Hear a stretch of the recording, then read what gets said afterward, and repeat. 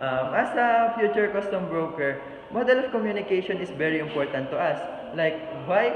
Model of communication will help us to enhance our communication skills. We all know that communication skill is very important to our job. Like, as a customs broker, the job will that we will do is to import and export products in our company. How will you import and export other company if you don't have a communication skills? Like, that's that's the one way to communicate in other company. So you will know the process to import and export their products in our company. So communication skill is very important to study as a student. As a student,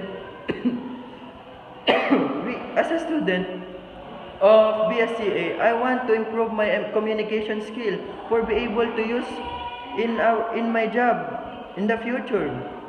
So, model of communication will help me to get a